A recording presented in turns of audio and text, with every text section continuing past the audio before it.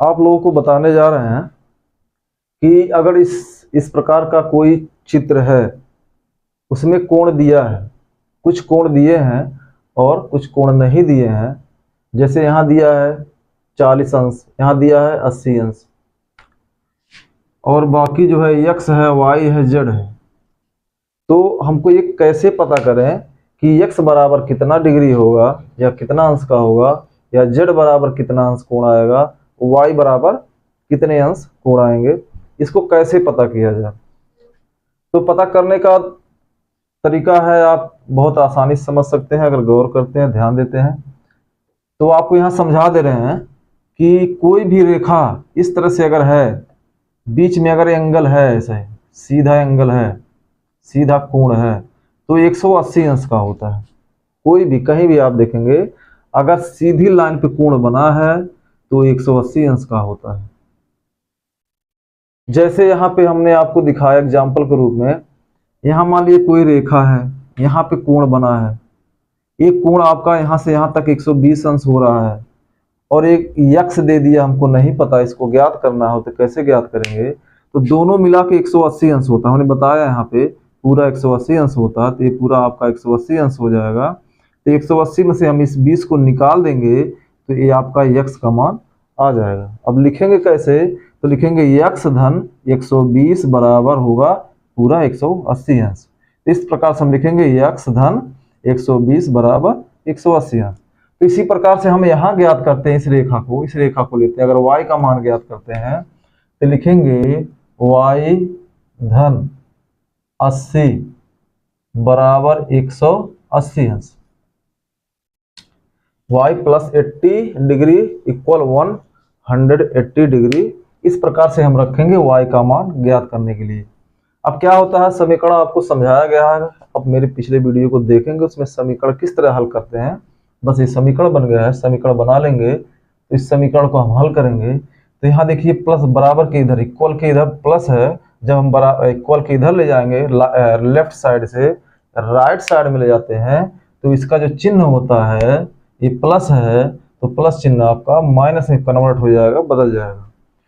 अब क्या करते हैं, 180 यहाँ है, 180 उतार लेते हैं 180, और y को y उतार लेते हैं।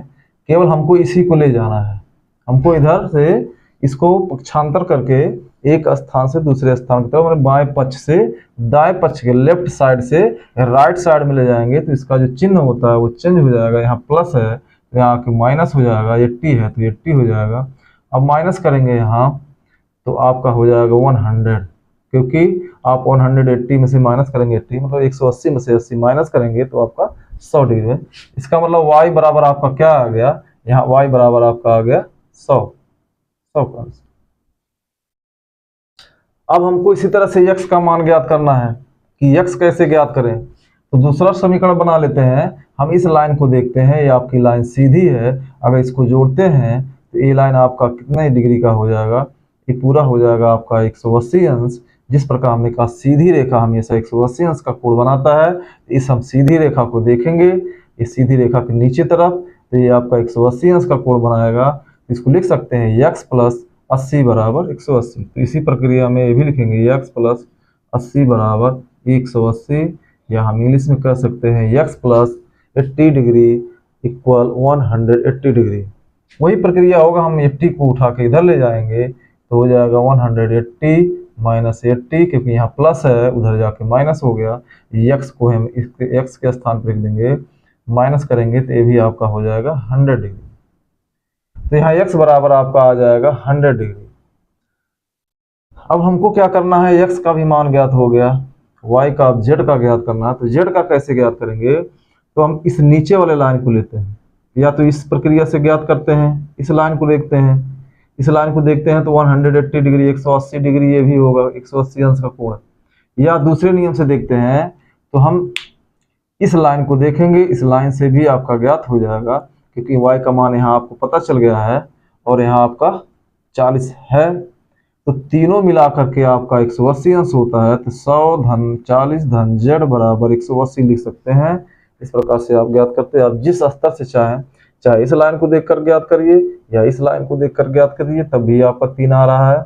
यहाँ का 100 आपका मान हो गया, यहाँ 40 हो गया है, तो 100 धन 40 धन z इस तरह से ज्ञात कर सकते हैं, या इधर से y बराबर 100 है तो यहाँ 100 धन z प्लस 40 इस तरह से भी ज्ञात कर सकते हैं।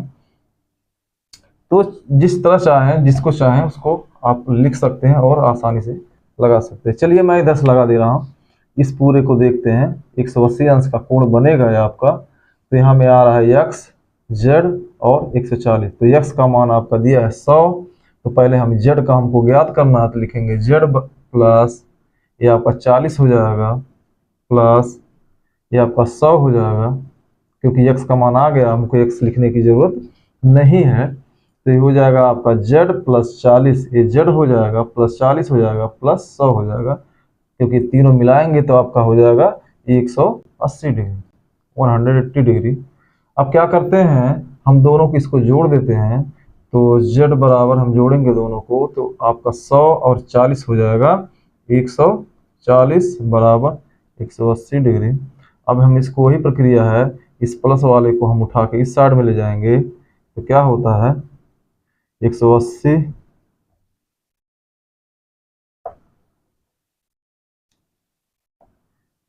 अपनी जगह पे 180 माइनस 140 हम घटा देते हैं। ये z बराबर हो जाएगा, तो z बराबर आप घटाएंगे तो बराबर 40 डिग्री हो जाएगा। इस प्रकार से z का मान आपका आ जाएगा 40 डिग्री। इस प्रकार के कई क्वेश्चन आपके सामने आएंगे, आप आसानी से इसको सॉल्व कर सकते हैं।